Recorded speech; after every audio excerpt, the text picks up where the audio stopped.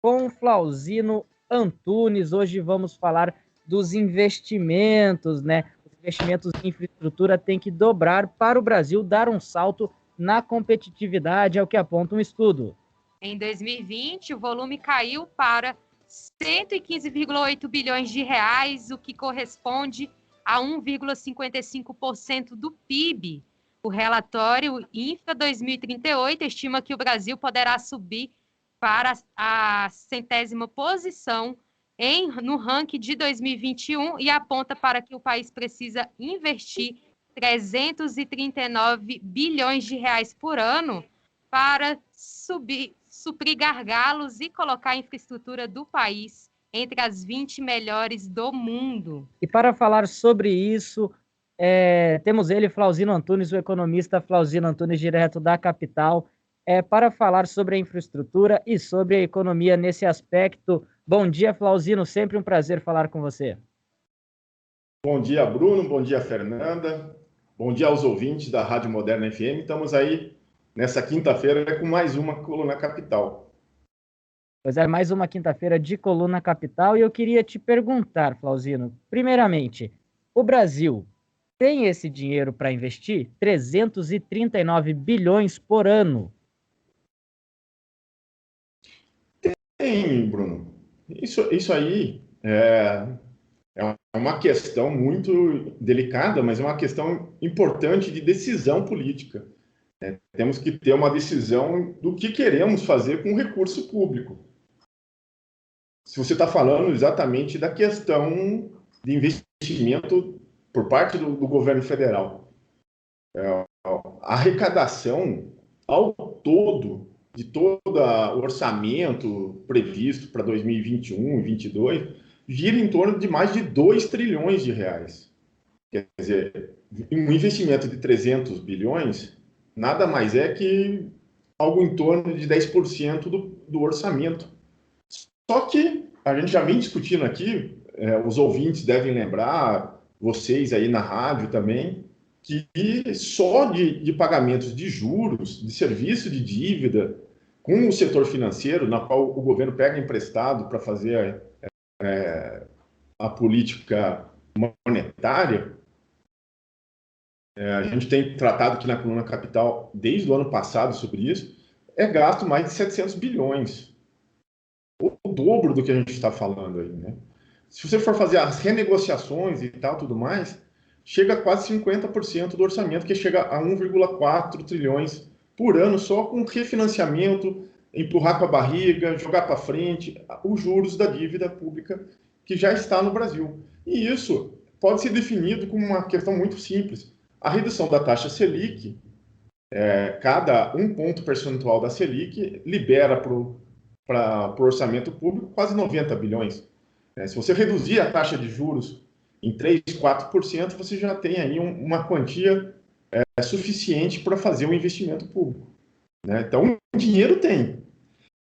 E se não tiver essa política, porque isso é uma política que vai romper com o Guedes, vai romper com o setor financeiro, vai romper com uma questão que agora não tem mais isso, né? Que é o Banco Central. O Banco Central está independente, você não tem mais como fazer isso. Então, a primeira coisa para ter recurso é resgatar o Banco Central para o governo federal. Tirar essa independência, senão a gente não consegue ter esse recurso que a gente tanto precisa.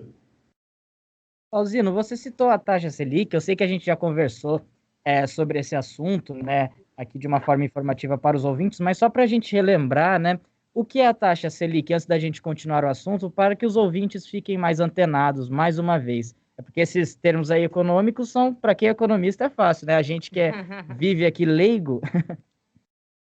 Não, é importante. A taxa Selic, ela é um índice que foi instrumentalizado pelo governo federal para ser a referência da taxa de juros praticada no Brasil. Então, ela é o custo da moeda, ela é o custo do dinheiro. Então, quanto mais alto a Selic, mais alto vai ter os custos no setor bancário.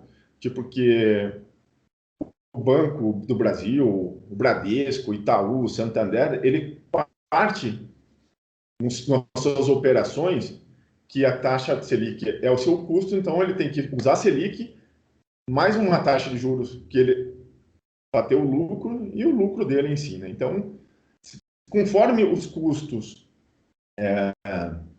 da Selic vão diminuindo, o custo do dinheiro fica mais barato para o consumidor. Essa é a tese. E para o orçamento público, é ela que remunera todos os títulos, todas as dívidas que o governo federal tem com os bancos. Então, se a taxa Selic, ela remunera, ela é a taxa de referência de curto prazo, daí tem outras taxas acima da Selic de longo prazo, para remunerar todos os empréstimos que o governo faz com o setor financeiro. Então, por isso que isso é importante, porque todo imposto que a gente paga para o governo federal, e contribuições, todas as taxas, vai para o orçamento público, né, que gira em torno de 2 trilhões e alguma coisa, e desse imposto arrecadado, quase 50% vai para pagar esses juros da dívida. Então, e é o governo, em tese, até o ano passado, que definia a taxa de juros Selic. Ele poderia definir mais baixo para que o imposto do brasileiro não fosse só para pagar dívida, né? Fosse para investimento, por exemplo. Certo, Flauzino, bom dia, em primeiro lugar. Então, Flauzino, hoje a gente está falando de infraestrutura, de investimento, né? A gente sabe que a política do governo atual em questão de infraestrutura tem sido aí uma política de privatização, né? Tem privatizado aeroportos, querendo privatizar os portos também. E hoje a gente está falando, então, de infraestrutura e eu queria que você desse exemplos de investimentos em infraestrutura que conseguisse fazer com que o Brasil chegue e conquiste esse objetivo de estar entre os 20 melhores do mundo no quesito infraestrutura. Fernanda, essa é uma pergunta muito conceitual, né? A gente tem aí uma política enviesada ideologicamente de que o setor público não pode investir na economia. E a gente sabe que não tem mais capital privado próprio com fôlego, né, de investir a longo prazo, porque infraestrutura é um investimento que só dá retorno depois de 20 ou 30 anos. O empresariado brasileiro está precisando de investimento para curto prazo para se manter. E depende do capital estrangeiro. E o capital estrangeiro vem nas condições que quer. Eles não são obrigados a virem comprar. E o que a gente tem visto nos últimos anos é que os investimentos estrangeiros estão diminuindo, eles estão voltando para seus países de origem, investindo lá. Agora, a gente tem que separar dois tipos de investimento, né? O investimento geral e o investimento em formação bruta de capital fixo e o investimento em infraestrutura. E o Brasil está ruim nos dois, né? Então, a gente tem essa noção. E a formação bruta de capital fixo é o que a gente fala na economia, é o que prepara o setor produtivo para novos aumentos de produção. E novos aumentos de produção é novos aumentos de emprego e renda. Então, a gente está vendo aqui que nos últimos anos a queda da formação bruta de capital fixo foi de mais de 60%, né, na média, nos 3 últimos anos. Quer dizer que o Brasil está diminuindo a sua capacidade de formar o novo parque industrial, novo parque de comércio, novo parque de agricultura. Então, a gente vê aí o reflexo do nosso desemprego. E, na contramão, o investimento público tem caído de 19 para cá, né? Então, em 19, de 18 para 19, já com o governo Bolsonaro, teve um corte de 55 bilhões de novos investimentos. Quase foi assim, brutal a falta de investimento. Por quê? Quando o capital privado vê que o setor público não está investindo, é a certeza de que não vai ter retorno. Então, é o investimento público que puxa o investimento privado. Vamos construir uma nova rodovia, um novo aeroporto com dinheiro público, e daí vai contratar novas empresas do setor privado para construir, novas gerações de emprego vão acontecer e a economia começa a se movimentar. Daí, quando o empresariado vê que está tendo obra, está tendo isso, está tendo aquilo, ele se empolga, né? Porque até os funcionários das novos empreendimentos vão estar gastando, enfim, e gera um clima, um círculo vicioso positivo, né? Então a gente tem essa animação. E a gente não está vendo isso, né? Então a gente está vendo cortes de investimento, corte de investimento para lá, corte de investimento para cá, e a economia não cresce. Flauzino, eu fiz a primeira pergunta para você, né? Falando, tem dinheiro? É óbvio que tem dinheiro. Eu estava vendo, pelo menos um número que me deixa revoltado, um deputado custa em média mais de 2 milhões de reais por ano ao Brasil. E aí, no ponto de vista econômico, eu te pergunto, isso é falta de planejamento ou é um planejamento malicioso? Porque temos dinheiro para investir em outras áreas, né? O Bruno, é muito importante tirar algumas questões sobre isso, certo? Por mais que um deputado custe tudo isso no ano, perante ao orçamento público geral, é importante a gente ver a Constituição que garante isso. Todo o Congresso Nacional, Câmara e Senado, correspondem, como despesa da União, em torno de 2% do orçamento total. Só 2%. Uhum. 1% vai para a Câmara, maior. 1% vai para a Câmara e o outro 1% vai para o Senado. Então, a gente está falando de um orçamento de 2 trilhões, 1% é quase nada. Se a gente falar que esse vai ser o grande salvação do país, aí a gente está errado. É um mito. A grande salvação do país é a maior conta que a gente tem, que é 50%, que é o pagamento de juros, que está só enriquecendo o setor financeiro. É essa conta que a gente tem que fazer. Qual que é o prioritário? O que vai dar mais resultado para a população? Cortar 2% ou cortar 50%? Aí é que tá. Aí, assim, e dentro do 1% lá da Câmara, todo 60% desse 1% é para pagamento de salário de servidor e de deputado. É muito dinheiro para um cidadão comum, né? Imaginar 2 milhões no ano. Mas a gente está falando de quase 1 trilhão de reais ao ano que a gente está canalizando para o setor financeiro. Claro, eu acho muito importante a gente trazer essas questões porque a gente desmistifica, né? Sabemos que temos muito dinheiro e não temos muita noção de onde ele é aplicado, como ele sai da União e é repassado. Então é muito importante a gente desmistificar várias questões. Por exemplo, você disse agora, eu já fico menos revoltado. Flauzino, uma outra questão também que você comentou é sobre o investimento aqui no Brasil dos estrangeiros, né, do capital estrangeiro. Eu queria que você explicasse melhor, dando exemplos na prática. Por que isso caiu nos últimos tempos? Por que a gente não tem tido? São até 3 fatores. O primeiro, que as estatais que estavam mais... As empresas estatais e privadas que davam mais lucro já foram privatizadas desde os anos 90. Então, você já não tem uma questão de atratividade de lucros imediatos e retornos altos. Segundo, é a própria confusão política na qual a gente se encontra, né? A gente está num governo que não gera confiança para um setor privado vir para cá, seja ele estrangeiro, da China, da Europa ou dos Estados Unidos.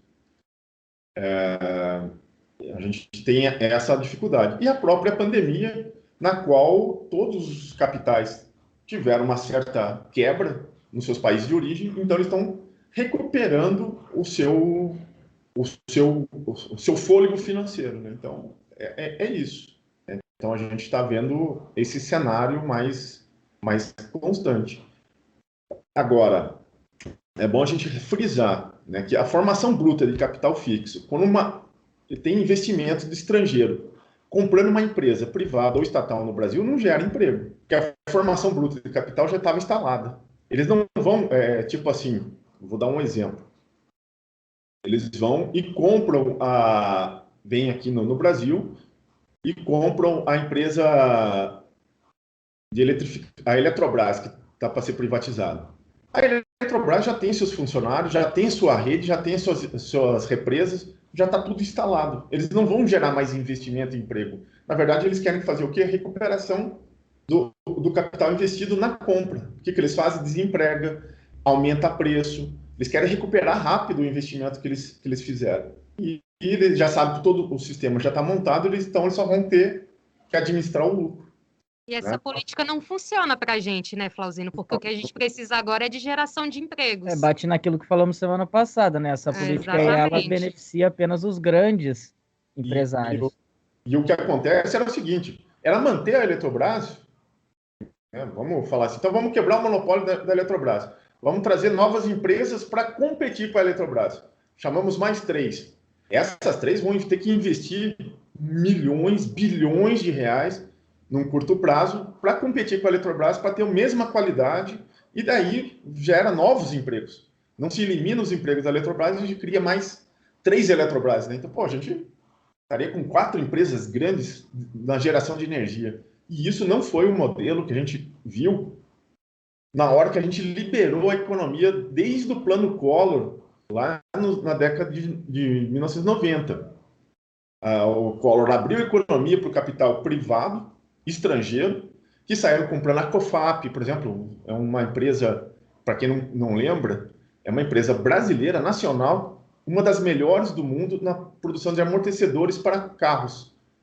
Mas com um capital estrangeiro muito mais, vamos colocar, protegido, com outras seguranças e tal, compraram a empresa aqui e demitiram um monte de gente. E a COFAP acabou não existindo mais. Quase está fechada aqui no Brasil. Qual foi a vantagem do povo brasileiro, né, do trabalhador, em termos de geração de emprego, com a globalização e a liberdade de entrada de capital estrangeiro? Quase zero. Quase zero. Os benefícios e os malefícios quase que se anulam, né? A gente não viu isso daí acontecer de uma forma benéfica, né? Então, é por aí. A sensação que dá é que usam de terreno, né, aqui. A gente está sendo explorado numa forma econômica do neocolonialismo, né? A gente é formadores de mão de obra barata e de matéria-prima. E eles pegam o lucro e remetem para suas matrizes. Era como se fosse o Portugal vindo aqui pegando o nosso ouro e levando nas caravelas lá para Lisboa, na sede do reino, né? Só que a gente hoje não vê as caravelas, né? A gente só vê o lucro, só sai só por um apertar de enter, né, de transferência bancária. Então a gente não consegue perceber o que está acontecendo. E o empresariado brasileiro, o capitalista brasileiro, aquele que pode puxar a economia e tal, ele é tratado como segundo plano, né? O médio e pequeno. Os grandes estão se virando, né? O Votorantim se vira, a Gerdau se vira, enfim, esses grandes têm o seu jeitinho porque tem muita grana, de se manter. Agora, o Brasil precisava ter mais investimento privado também, né? Para puxar a economia. Então, em resumo, a gente precisa de um novo projeto de desenvolvimento nacional, né? Que prime pelo investimento público, pelo aquecimento do mercado interno, de um projeto de nação que fala assim, o empresariado nacional, que os trabalhadores e o governo vão caminhar junto para que o país cresça, né? E ocupa aí mais do que as 20 posições que a gente estava conversando aí. Muito bem, acredito que era isso, né? E a gente gostaria, então, de agradecer mais uma coluna, né, Bruno? Flauzino Antunes trazendo muita informação de economia, explicando para a gente esses termos difíceis aí, e a gente consegue também aprender muito. Muito obrigada, na minha vida, Flauzino. eu nunca pensei que eu ia saber o que é Selic. Pois é, olha isso. Entender taxa de juros, Bruno. Pois é. Flauzino, muito obrigado por mais uma Coluna Capital. Eu agradeço a oportunidade da Rádio Moderna, né? Ele está no jornal aqui, né? Toda quinta-feira na Coluna Capital. Nos sigam lá no YouTube, é Flauzino Antunes, né? Flauzino com Z. A gente tem outras discussões lá dentro do canal. É importante você curtir, tocar o sininho lá e acompanhar as nossas discussões. E aproveitar que também uma das coisas que a gente tinha que romper para a gente ter um projeto nacional de desenvolvimentistas é esse tripé macroeconômico, né, que segura o Brasil, que são as metas fiscais, metas de inflação, câmbio flutuante, enfim. São coisas que beneficiam mais o capital privado estrangeiro do que a nossa própria soberania. É isso, e até a próxima quinta, se Deus quiser. Até a próxima quinta, e uma boa ideia, a gente pode falar desse tripé quinta-feira que vem. Tá certo? Fica aí a dica. Fica a dica, muito obrigado. Nós nos vemos quinta-feira que vem. Tchau, Flauzino, até mais. Tchau, até mais. Jornal da